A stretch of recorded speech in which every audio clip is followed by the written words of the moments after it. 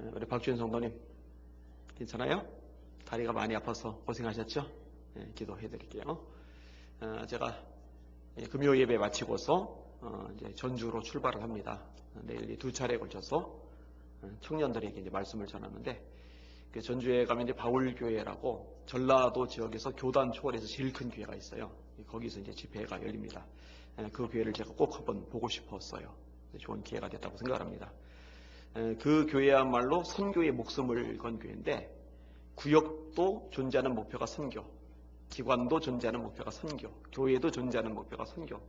그래서 바울 선교회라는 이름으로 그 한 교회에서 100명 이상의 선교사를, 그것도 뭐 1, 20만 원 지원이 아니라 엄청나게 지원하면서 하나님께서 기뻐하시니까 교회가 굉장히 강력하게 뻗어가고 있어요.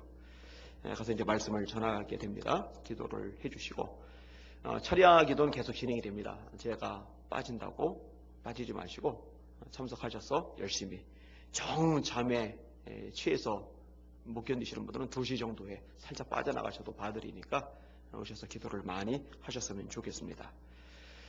계시록의 말씀을 우리가 계속 다루고 있는데요. 7인을 떼시잖아요. 첫째 인을 뗄 때 이제 백마와 그 탐자가 나와서 이기고 또 이기려고 하더라. 둘째 붉은 말이 나와서 전쟁을 일으키죠. 셋째 검은색 말이 나와요. 기근 때문에 굶주림에 허덕이는 사람들의 모습이 등장을 합니다. 네 번째 인을 때 청황색 말, 죽음을 상징한다고 말씀을 드렸어요. 다섯째 인을 떼실 때에 제단과 성전사에서 죽임을 당한 순교자들이 하나님 앞에 매달리는, 호소하는 그런 장면들, 그리고 하나님께서 위로하시는 음성이 들리죠. 6번째 천재지변이 일어나는 장면, 그리고 이제 7번째 인을 떼셔야 되는데 7번째 인을 떼기 전에 삽입된 내용이 나와요. 그게 이제 계시록 7장인데 14만 4천 명이 거기서 등장을 합니다. 그리고 이 삽입된 내용이 전개가 된 다음에 7번째 인을 떼면서 7명의 천사들이 7나팔을 붑니다. 첫 번째 천사가 나팔을 불 때에 어떤 일이 생겼습니까? 땅이 상하죠. 3분의 1이. 두 번째 천사가 나팔을 불었을 때 바다의 3분의 1이 상하죠. 심판을 받아서. 세 번째 천사가 나팔을 불었을 때 강과 물샘들의 3분의 1이 상합니다. 네 번째 일을 떼실 때 해와 달과 별의 3분의 1이 상합니다. 그리고 다섯 번째 일을 떼실 때 황충이 무지역에서 올라와서 쏘는 장면이 나오죠. 5달 동안 사람들을 괴롭히게 하는 권세.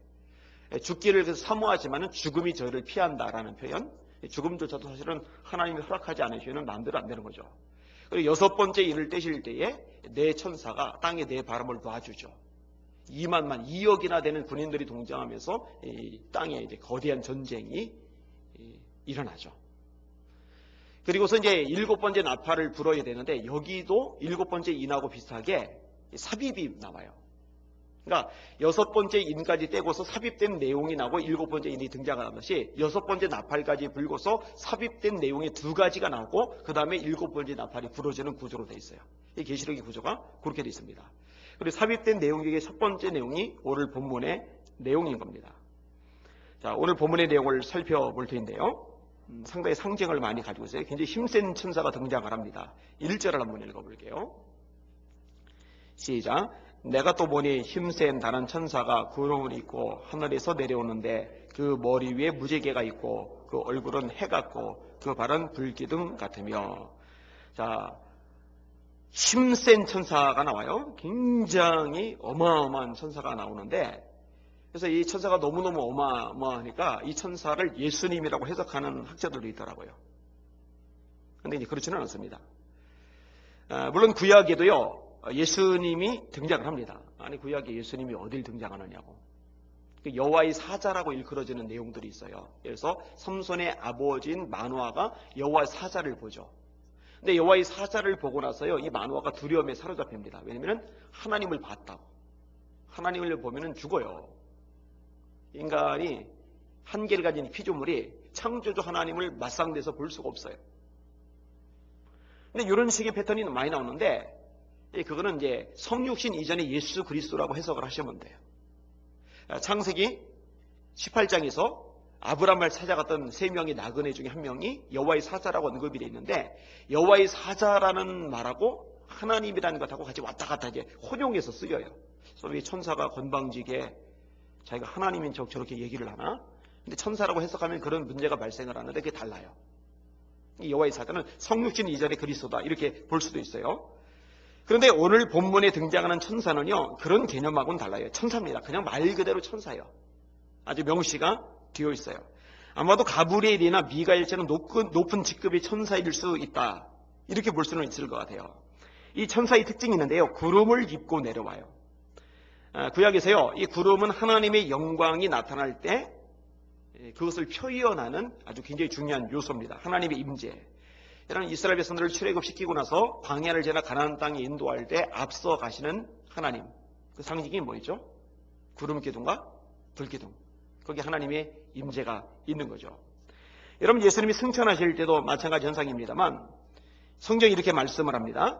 올라가실 때 제자들이 자세히 하늘을 쳐다보고 있는데 흰 옷 입은 두 사람이 그들 곁에 서서 이르되 갈릴리 사람들아, 너희가 어찌하여 서서 하늘을 쳐다보느냐?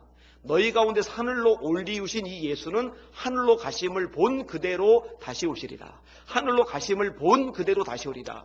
근데 그게 무슨 내용이냐? 그 앞부분에 구절이 나와요.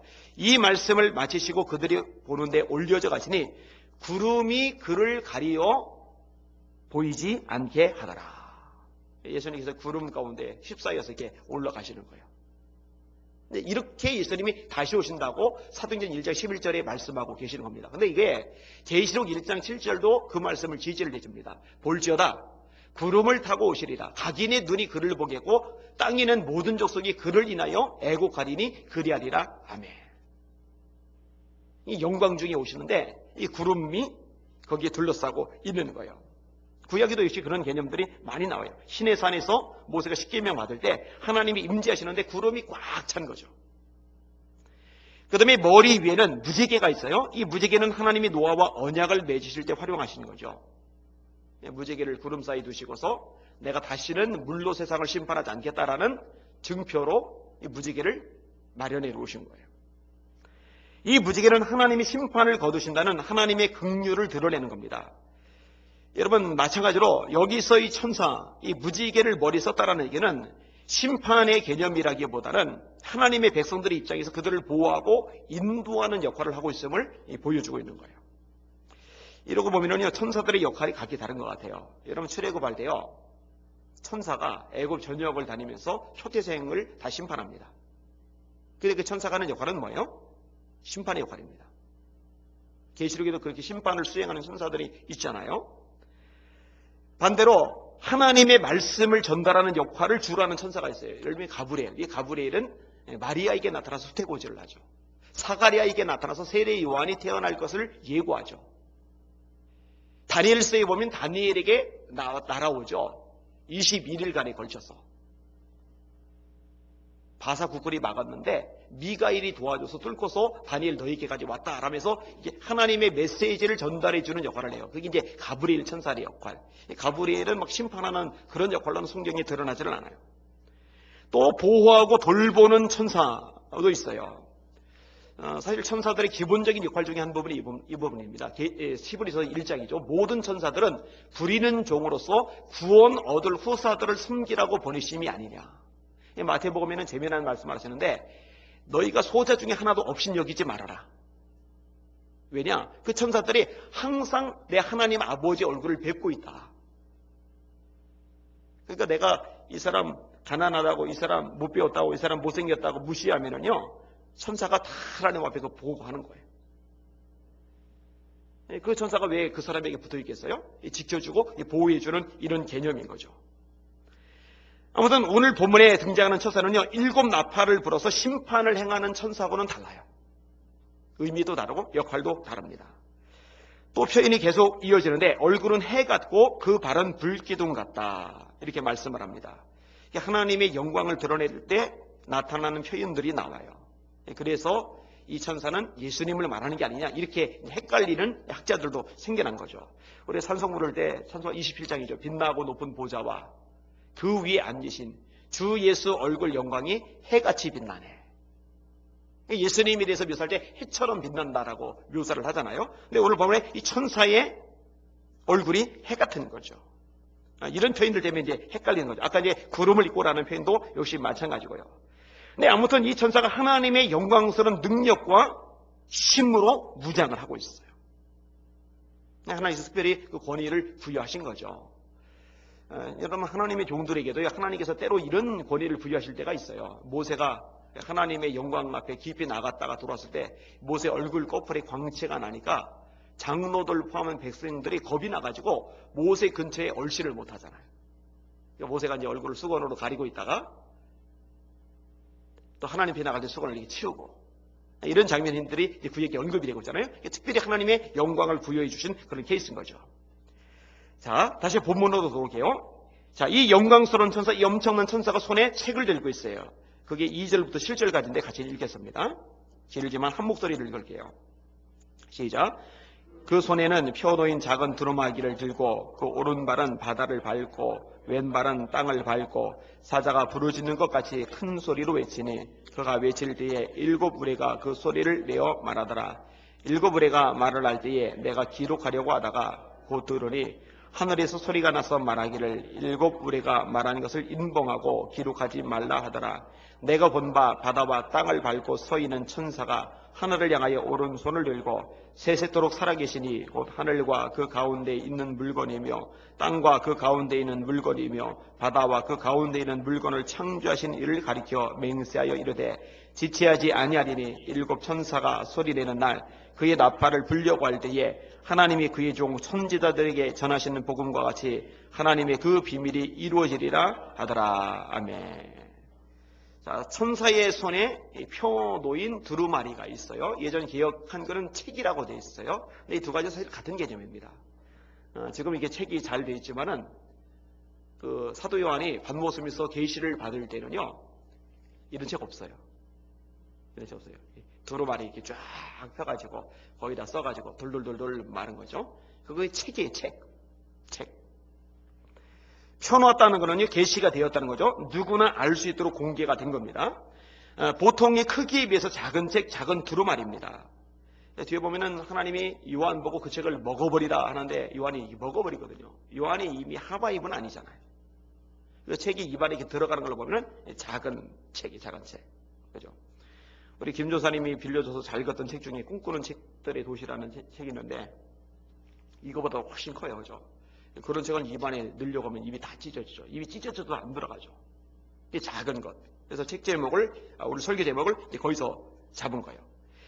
이 책이 도대체 무슨 책이냐? 어떤 사람들 신약 성경이라고 그래요. 어떤 사람은 특별한 어떤 계시라고 그래요. 어떤 사람은 복음서라고 그러고, 어떤 사람은 요한에게만 준 계시라고 하고, 어떤 사람은 11장 이하의 내용을 담은 책이라고 하고. 제가 볼 때 이건 계시록이라고 해석을 하는 게 좋을 것 같아요. 이걸 요한에게 주는 거죠. 자, 근데 이 책을 든 천사의 모습이 또다시 묘사가 되는데요. 어마어마합니다. 오른발은 바다를 밟고 왼발은 땅을 밟았다. 여러분 이런 거 읽으실 때는요, 그냥 쓱 지나가지 말고 상상을 해봐요. 상상. 오른발이 바다, 왼발이 땅. 사람이, 저 같은 사람이 해변에 가서 한쪽은 바닷물에 대고 한쪽은 이쪽 땅에다 해변 모래에다 대고 이런 개념이 아니죠. 그죠? 이건 굉장히 어마어마하죠. 거대한 거죠. 세계 위에 우뚝 서 있는 모습이죠. 세상의 모든 권력자들, 강한 나라들도요, 하나님의 명령을 수행하는 하나님의 말씀에 순종하는 이 천사 아래에 있어요. 이걸 벗어날 수가 없는 거죠. 하나님의 통치 아래에 있는 거죠. 여러분 구약에 보면 히스기야 왕 때 아수르가 군사들을 거느리고 진격해 들어옵니다. 겁에 질린 히스기야가 두 가지 반응을 보이는데, 하나는 이사야 선지자에게 기도 부탁을 하고, 또 하나는 아수르 왕이 보낸 편지를 가지고 성전에 들어서 하나님 이 편지 보세요. 하나님을 이렇게 모욕합니다라고 하나님께 기도하며 이르는 장면이 나와요. 이때 성경이 뭐라고 말씀하냐면 천사를 보내셔서 아수르의 군사 18만 5천 명을 하나님이 치세요. 근데 그 당시에 가장 강한 나라가 아수르인데, 이 아수르같이 강한 나라도 하나님의 천사 하나에 의해서 전멸을 당할 만큼 천사는 강하고 대단한 존재입니다. 여러분 예수님께서 겟세마네 동산에서 기도하시고 이제 잡혀가실 때 베드로가 열이 받으니까 칼을 빼가지고 제사장이 죽인 말고의 귀를 확 베버리잖아요. 이때 예수님께서 뭐라고 말씀하세요? 내가 지금 12군단 더 되는 천사들 부를 수 없는 줄 아느냐. 사실은 12군단 부를 필요 없어요. 천사 한 명만 불러도 예수님을 잡으려고 검과 몽치를 들고 온 그 무리들 그냥 싹쓸이할 수 있어요. 근데 12군단은 어마어마한 거죠. 한 군단이 6천이니까 6천 곱하기 12를 해보세요. 다시 말해 주님은 그만큼의 권세와 능력을 가지고 계시다는 거예요. 그럼에도 불구하고 성경에 기록된 하나님의 말씀을 이루시기 위해서 마치 힘있는 그분이 힘 없는 자인 것처럼 묵묵히 끌려가신 거예요. 이사야의 말씀의 성취죠. 털 깎는 자 앞에 잠잠한 영처럼 그 입을 열지 않았다. 그 예언의 말씀을 성취하는 거죠. 내가 그 천사들 부르면 이 일이 있으리라는 성경 말씀이 어떻게 되겠느냐. 그것이 예수님이 하신 말씀이거든요. 아무튼 천사는요 강력한 존재입니다. 나라도 심판하고 왕도 심판을 해요. 이제 상징적으로 드러나는 거예요. 바다도 밟고 있고 땅도 밟고 있고. 이 바다와 땅은 사람들이 사는 터전이죠. 바다와 땅을 떠나서는 사람이 있을 수 있는 공간이 없어요. 천사가 힘 있는 거죠. 이 천사가 사자의 부르짖는 것까지 큰 소리로 외칩니다. 하나님의 음성을요 사자의 부르짖음으로 묘사하기도 합니다. 이 사자라는 게 부정적으로 쓰일 때는 마귀하고 연결이 되고요, 이 긍정적으로 쓰일 때는 하나님의 두려우심, 어미하심, 위대하심 이런 쪽으로 연결돼서 쓰이기도 해요. 호세아 11장 10절, 아모스 3장 8절 말씀이 바로 그런 구절의 내용들입니다. 하나님의 음성이 그처럼 위엄이고 권세가 있는데, 그래서 사자의 부르짖음으로 묘사가 되는데, 오늘 본문의 천사가 그 능력을 부여받고서 외치는 거예요. 아주 우렁차게, 위대하게, 엄청나게 외치는 거예요. 이렇게 외쳤을 때 우레소리가 들립니다.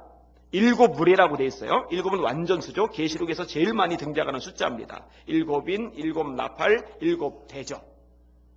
이게 다 7 이렇게 되어 있어요. 7무리라는 것은 완전한 하나님의 메시지예요. 그런데 문제가 뭐냐면은 요 메시지, 7우리의 메시지는 저에게, 여러분들에게 개방이 되질 않아요. 봉인된 메시지입니다.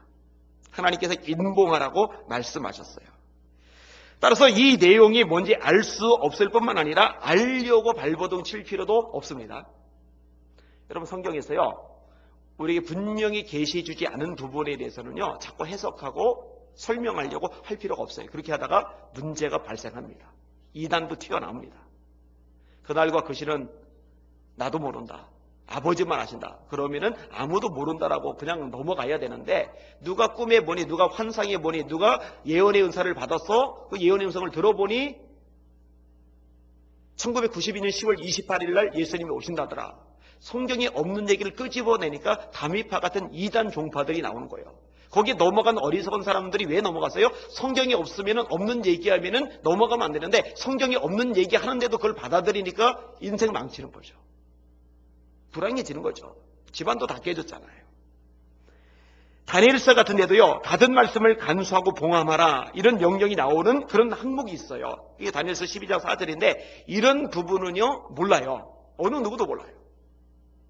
하나님은요 우리에게 우리가 궁금해하는 모든 것들을 성경을 통해 가르쳐주지 않아요. 만약에 우리가 궁금해하는 모든 것들이 성경에 담겨져 있다면요 이 성경 들고 다닐 수가 없어요.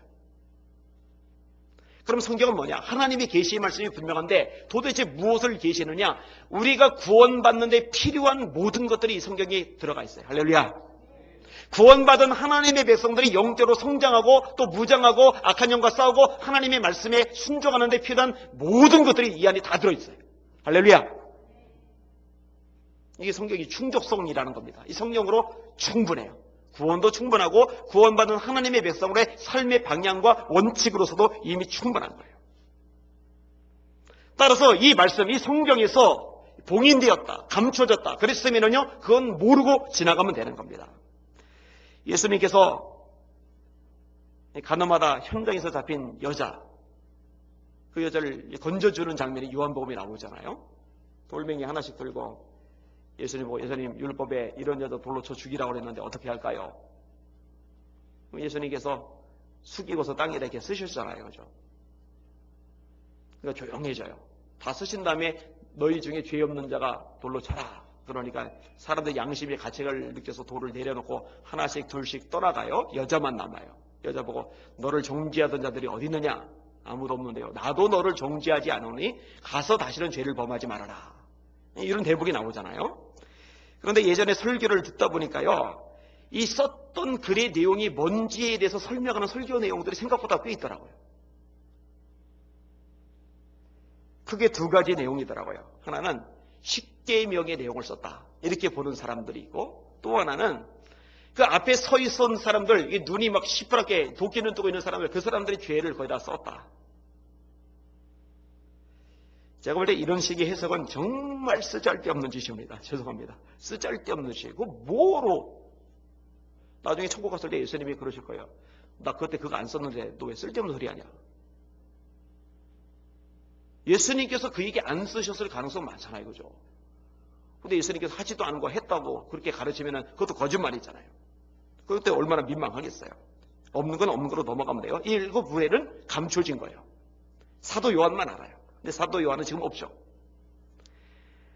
자, 하나님을 가리켜 천사가 맹세를 하는데 세세토록 살아계신 자 곧 하늘과 그 가운데는 물건이며 땅과 그 가운데는 물건이며 바다와 그 가운데는 물건을 창조하시니, 이 내용을 두 가지로 정리하면은요, 첫째 영원하신 하나님, 둘째 창조주 하나님. 따라합시다. 영원하신 하나님, 창조주 하나님.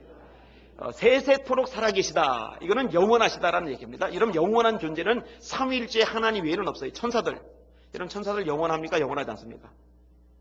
천사들 영원해요? 영원하잖아요. 천사들은 죽지 않는데 영원하지 않습니다. 영원하다라는 얘기는 시작이 없고 끝도 없다는 거예요. 근데 천사들은 시작이 있어요. 시작도 없고 끝도 없는 분은 하나님입니다. 그럼 시작이 없다는 거, 이걸 어떻게 아느냐? 모르죠. 하나님이 창조한 이 지구도, 하나님이 창조한 인간의 몸도, 하나님이 창조한 자연계도 다 알지 못하는 인간이 하나님의 존재 자체를 다 이해한다라는 것 자체가 어불성설, 말이 안 되는 거죠. 성경에서 그렇게 가르쳐주고 있기 때문에 우리는 알게 될 뿐입니다. 계시에서 알려준 차원까지만 아는 거죠. 영원하신 하나님, 그리고 창조주이신 하나님, 이 하나님께 천사가 손을 들고 맹세를 해요. 이게 이제 유대인의 관습이기도 했는데, 예수님에게 이르러서 이 관습이 폐지를 당하다시피 하죠. 왜냐하면 예수님이 맹세를 금하시잖아요. 산상수훈에서 맹세를 금하세요. 하늘로도 맹세하지 말아라, 땅으로도 맹세하지 말아라. 머리털 하나도 시거나 검게 할 수 없는데 뭐 그런 걸 맹세를 하느냐. 그냥 옳은 것은 옳다고 그런 것은 그러다 해라. 여기서 지난 것은 다 악으로 쫓아나느니라. 근데 오늘 본문의 천사는요, 사실 그 말씀에 매일 염려가 없어요. 왜냐하면 하나님의 명령을 충실하게 수행하는 천사거든요. 우리 같은 경우는 맹세를 해놓고, 특별히 하나님의 이름으로 맹세를 해놓고 어길 가능성이, 못 지킬 가능성이 다분하거든요. 여러분, 맹세하고 서원해놓고 못 지키는 것들 있어요, 없어요? 이런저런 이유 되고서 또 상황 때문에 못 지킬 수 있단 말이에요. 그래서 맹세는 하지 말라고 한 거예요. 서원도 가급적 안 하시는 게 좋아요. 근데 성령께서 감동하실 때가 있거든요. 그럴 때만 순종해서 하시면 돼요. 자, 맹세의 내용은 뭡니까? 지체하지 않으리라는 거죠. 일곱째 천사가 소리내는 날 그 나팔을 불게 될 때에 하나님의 비밀이 그 종 선지자들에게 전하신 복음과 같이 이루리라. 하나님의 섭리가, 그리고 계획이 완전하게 이루어지는 거죠. 일곱째 천사의 나팔, 분명히 심판의 나팔이죠. 그런데 오늘 본문에 재미난 표현이 나와요. 그 종 선지자들에게 전하신 복음과 같이 이르리라. 아니, 왜 복음이란 말이 이 일곱째 천사의 나팔하고 같이 나왔을까? 여러분 이해가 되세요? 여섯 천사의 나팔이 뭐였어요? 심판이었어요. 무시무시한 심판이었어요.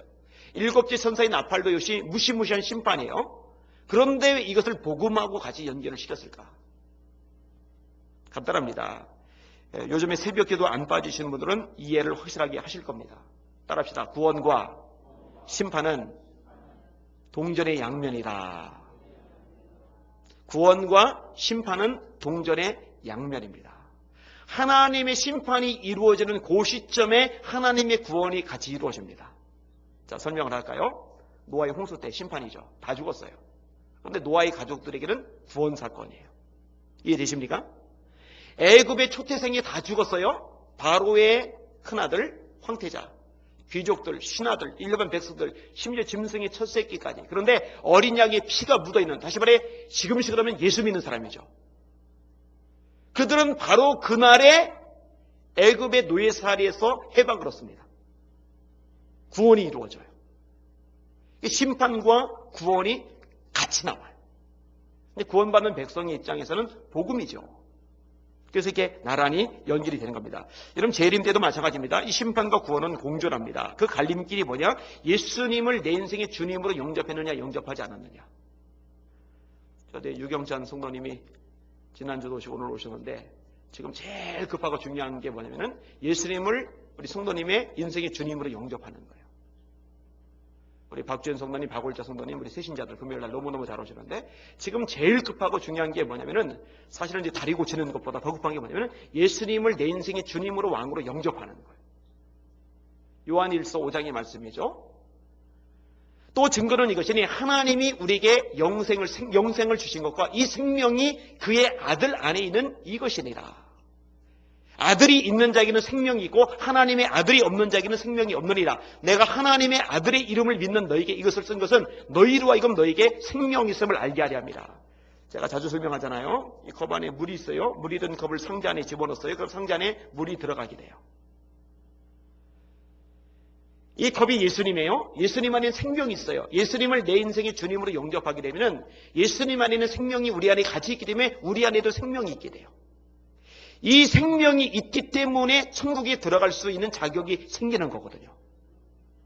예수님을 영접하지 않은 자에게는 그 생명이 없어요. 그 생명이 없는 사람은 누구든지 천국에 갈 수가 없어요. 그래서 제가 수없이 말하기를 목숨은 혹시 빼앗겨도, 건강은 혹시 빼앗겨도, 물질은 혹시 빼앗겨도, 세상 명예와 인기는 혹시 빼앗겨도 절대로 예수님만큼은 빼앗기면 안 된다고. 여러분 교회 다니다가 신앙생활 하다가 누구 때문에 환경 때문에 시험 들었네 하고 신앙생활 끊는 사람은요, 누구 때문에 상황 때문에 시험 들어서 끊는 게 아니라 예수님이 누군지를 모르기 때문에 떠나는 거예요. 예수님이 정말 누군지를 제대로 알면은요, 이게 절대로 놓을 수가 없어요. 예수님을 놓으면은 지옥 가는데요. 심판받는데요.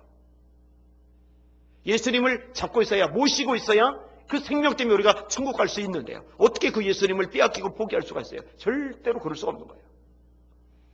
이곳에는 주의 백성들은 주님 오시는 그날에 모두 주님께 들림 받으실 수 있기를 주의 이름으로 축원합니다. 심판이 아니라 복음이 되실 수 있기를 주의 이름으로 축원합니다. 데살로니가전서 4장 16절 이하의 말씀이죠. 주께서 호령과 나팔과 천사장의 소리와 아니다, 헷갈리네.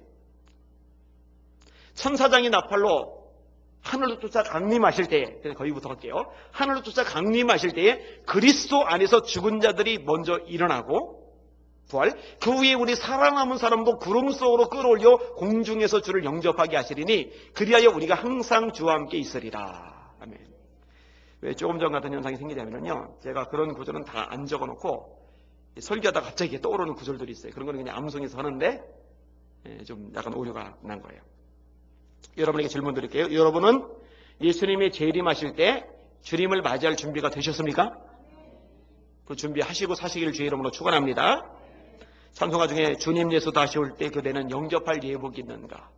그대의 몸은 거룩한 곳 성전에 들어갈 준비가 됐는가? 예수의 보혈로 그대는 씻기어 있는가? 마음속에 여러 가지 죄악이 깨끗이 씻기어 있는가? 자, 나머지 마지막 부분을 다루겠습니다. 8절에서 11절까지. 시작. 하늘에서 나서 내게 들리던 음성이 또 내게 말하여 이르되 네가 가서 바다와 땅을 밟고 서 있는 천사의 손에 펴 놓인 두루마리를 가지라 하기로 내가 천사에게 나아가 작은 두루마리를 달라 한즉 천사가 이르되 갖다 먹어버리라. 네 배에는 쓰나 네 입에는 꿀같이 달리라 하거늘 내가 천사의 손에서 작은 두루마리를 갖다 먹어버리니 내 입에는 꿀같이 다나 먹은 후에 내 배에서는 쓰게 되더라.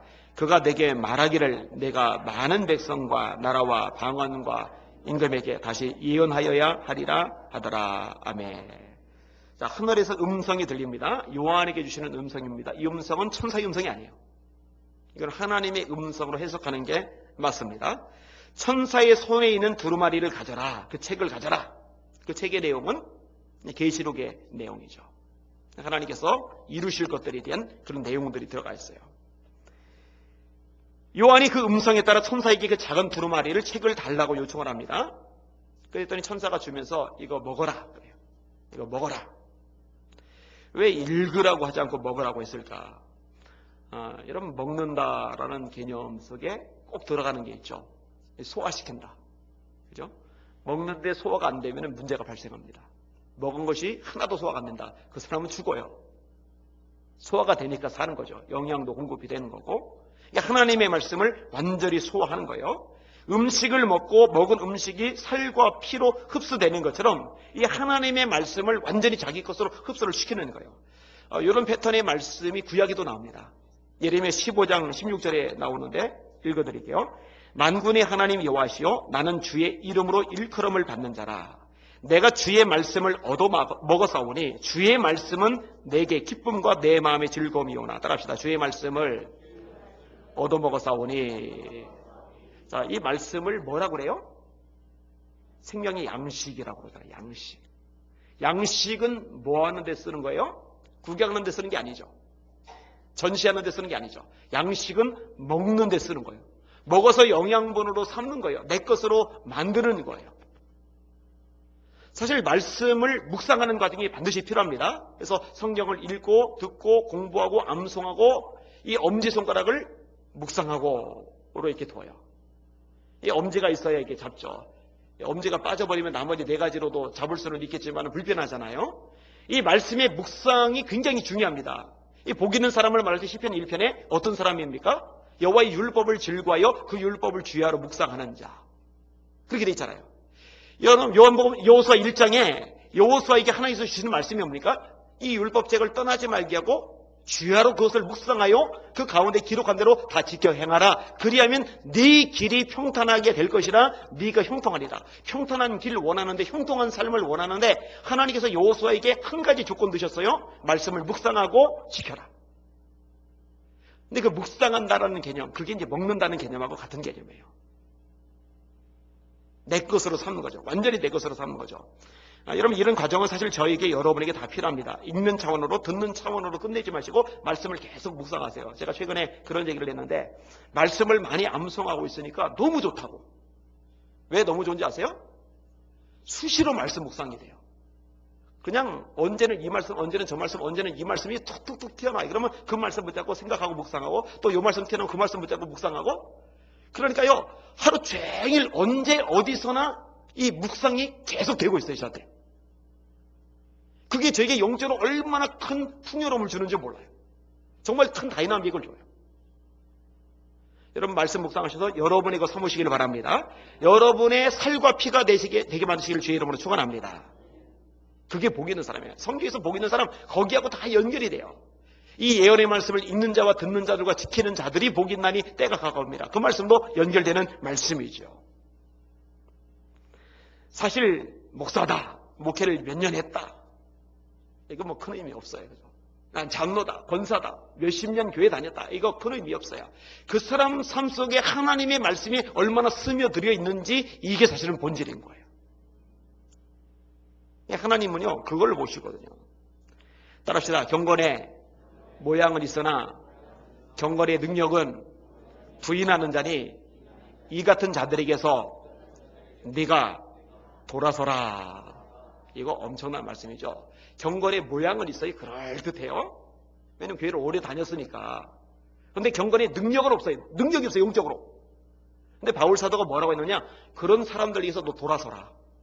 그런 사람들하고 어울리지 마. 가까이 하지 마. 친하게 지내지 마. 다 가짜의 쭉정이야. 바울 사도의 표현 보면 어떨 때 참 무시무시해요. 썰벌해요. 그죠? 경건의 모양은 있으나 경건의 능력은 부인하는 자니 이 같은 자들에게서 네가 돌아서라. 이곳에는 여러분들은 경건의 능력을 가지시길 바랍니다. 경건의 모양만 가지면 안 돼요. 알고가 축정이도 그렇죠. 다 곡식의 모양 형태는 갖췄는데 눌러보니까 어떤 건 비어있고 어떤 것은 알맹이가 있단 말이에요. 바람이 불어보니까 어떤 건 날아가 버리고 어떤 건 자리를 지킨다 이거예요. 여러분들 쭉정이 되지 말고 안 읽고 계시길 바랍니다. 그럼 말씀 묵상은 꼭 필요해요. 말씀을 읽고 듣고 암송하고. 그런데 이런 것을 꾸준하게 날마다 주야로 하라고 말씀하는데 그러기는커녕 공예배조차도 안 나오는데 어떻게 알곡이 돼요? 상식적으로 생각을 해봐요. 그러니까 큰일인 거죠. 그러니까 자꾸 제가 애간장이 녹는 거죠. 가슴이 아픈 거죠. 다시 말합니다. 말씀을 받아 먹으십시오. 말씀을 여러분의 살과 피로 삼으시기를 주의 이름으로 축원합니다. 이 말씀에 목숨을 거셔야 돼요. 자, 계속해서 이렇게 이어집니다. 받아 먹어라. 네 배에는 쓰지만 네 입에는 꿀같이 될 것이다. 가만히 보니까요, 이 구약의 평행 구절이 계속 반복적으로 나오더라고요. 이 말씀 준비하다 보니까 아까도 했잖아요. 예레미야도 받아먹는다라는 그 평행 구절인데, 입에는 달지만 배에는 쓰다, 이런 얘기가 나와요. 이게 에스겔서 3장 1절에서 3절까지 비슷한 얘기가 나와요. 하여튼 독특한 말씀인데, 입에는 달다, 하나님의 말씀이니 일단은 기쁨으로 받아요. 근데 왜 배에는 쓰냐 이거죠. 입으로는 달게 먹었는데 뱃속에서는 왜 쓰냐 이거죠. 여러분, 왜 써요? 왜 써요? 이 말씀을 내 것으로 했는데, 근데 이 말씀이 너무 엄청난 거예요. 심판의 메시지, 두려운 메시지, 안타까움이 있는 거예요. 사람들의 운명을 보고 가슴앓이가 있는 거예요. 여러분, 재림 관련해서 제가 요즘 계속 묵상을 하면서 제 관심이요, 하나로 계속 집중이 돼요. 최근에 아내하고도 그 이야기를 나눴는데, 아내하고 이제 어떤 자매하고 이야기한 내용, 한 사람은 한 사람대로, 여러 사람은 여러 사람대로, 얼마 버는지는 모르지만 저마다 나름대로 이렇게 모자라긴 매일반이죠. 그죠? 또 더 많이 버는 사람은 많이 버는 사람대로. 근데 관심들이 다 이제 거기에 가 있어요. 뭐 안 갈 수는 없겠지만, 그런데 더 본질적인 관심을 놓쳐버릴 수 있다는 거죠. 근데 제가 그때 그 얘기를 꺼냈어요. 지금 내 관심은, 내 거의 유일한 관심은 예수님이 재림하실 때 가능하면 더 많은 사람이 구원받아 함께 천국에 가는 거다. 여러분, 상상을 해보세요. 생각을 해보세요. 수많은 사람들이 지옥에 떨어질 건데 그 사람들 내버려 두는 것, 이거 어떻게 그냥 있을 수 있어요? 그러니까 이 거듭남에 대해서 계속해도 해요. 하나님, 예수 믿게 출석하는 사람들 다 거듭나게 해주세요. 어린아이들, 학생들, 청년들 위해서 계속 중보기도 하게 돼요. 이 지역을 위해서 기도하게 돼요. 나라를 위해서 기도하게 돼요. 그리고 또 하나, 한 교회 성장하는 것만 가지고 안 돼요. 한국교회 전체가 함께 살아야 돼요. 그리고 선교 나가야 돼요. 그러다 보니까 한국의 전체를 위해서 일하는 것, 전체를 위해서 기도하는 것의 중요성이 갈수록 더 커져가는 거예요. 정말 애간장이 녹아요. 막 어쩔 줄 모르겠어요. 그 틈만 나면 기도하는 거예요. 틈만 나면 하나님 앞에 부르짖는 거예요. 하나님, 구원의 문 열어주세요. 한국교회가 연합해서 집중해서, 지금도 아직 쭉으로 돌아가면 지금도 엄청나거든요. 이 재능을, 이 인원을, 이 물질을 전도와 선교에 집중하다가, 그래서 수많은 영혼 구원해서 예수님 재림할 때 그들과 더불어 주님 영접한다면 얼마나 좋겠는가만은, 지금 한눈 파는 사람들이, 한눈 파는 교회들이 너무 많거든요. 그게 저에게 가슴앓이가 돼요. 가만히 보면요, 하나님의 말씀을 깨달으면 깨달을수록 가슴앓이가 많은 것 같아요. 예레미야도 그랬잖아요. 정상적으로는 못 살 것 같아요. 내 문제, 내 어려움 다 중요하지만은 더 크게 가슴앓이 하는 부분들이 생겨요. 그리고 저는요, 이것이 우리 성도들 모두에게도 같이 공유되었으면 좋겠어요. 이게 비전 공유잖아요. 근데 하나님의 마음을 알면은요, 이걸 느낄 수 있게 돼요. 그렇게 되실 수 있기를 주님의 이름으로 축원합니다. 말씀을 맺겠습니다. 힘센 천사의 등장, 영광스러운 하나님의 능력을 힘입었어요. 뭐 여러 편이 나왔죠. 바다의 한쪽 발, 땅의 한쪽 발, 대단하잖아요. 구름을 입었다, 얼굴이 해갔다, 엄청난 표현들이 나오잖아요. 근데 이 엄청난 천사가 가지고 있는 게 엄청난 칼이나 엄청난 창이나 뭐 벼락 같은 거가 아니라 작은 책, 너무너무 중요한 책. 이걸 요한 보고 받아 먹어라. 요한이 받아 먹었는데 입에는 달고 배에는 썼다. 심판의 메시지죠. 질문하고 마무리할게요. 여러분, 지금 계시록의 말씀을 금요일마다 듣는데 이 말씀이 여러분에게 복음입니까? 두려움입니까? 이 말씀이 여러분에게 두려움입니까? 복음입니까? 복음으로 들리실 수 있길 주의 이름으로 축원합니다. 구원과 심판은 양면성을 가지는데, 동전의 양면과도 같은데, 하나님의 백성들에게는 기쁜 소식이에요. 이게. 결국 하나님의 손에 모든 것이 달려있다는 것을 드러내는 부분이니까. 이미 예수님을 모시고 사는 구원의 백성이라면 복음이 심판으로 바뀌지 않도록 정신을 차리고 예수 믿으셔야 돼요. 왜냐하면 마귀가 우는 사자같이 들어다니며 섬길 자를 찾는데 할 수만 있으면 택하신 자들로 미혹한다고 하고 있으니까 잘 믿다가도 떨어져 나갈 가능성도 있어요. 그거 조심하시면 돼요. 그리고 또 하나, 관심 가지고 아까 말씀드린 대로 아직 구원받지 못한 사람들이죠. 여러분의 자녀들, 여러분의 남편, 여러분의 아내, 여러분의 부모, 여러분의 친구들. 여러분 지금 다른 거 다 덜 중요해요. 다 비본질적인 거예요, 사실은요. 그 영혼을 구원받는 거, 예수 믿고 천국 갈 수 있는 사람 만드는 거, 이것이 제일 중요한 줄 깨달으시길 바랍니다. 복음을 전하실 수 있길 주의 이름으로 축원합니다. 그 영혼의 구원을 위해서 기도하실 수 있길 주의 이름으로 축원합니다. 더 넓게 이 지역의 구원을 위해서, 이 나라의 구원을 위해서, 저 열방의 구원을 위해서 이것 가지고 애간장이 녹는 마음을 가지고 하나님 앞에 씨름하며 기도하실 수 있는 영안 열린 성도들 되시기를 주님의 이름으로 축원합니다. 지금 여기에 집중할 때거든요. 아멘. 기도하겠습니다. 하나님 아버지, 계시록도 어느새 10장까지 왔습니다. 다음 주에는 11장 말씀을 전하게 됩니다. 이 계시록의 말씀을 들으면서 이 말씀을 듣는 성도들의 영이 깨어나는 역사가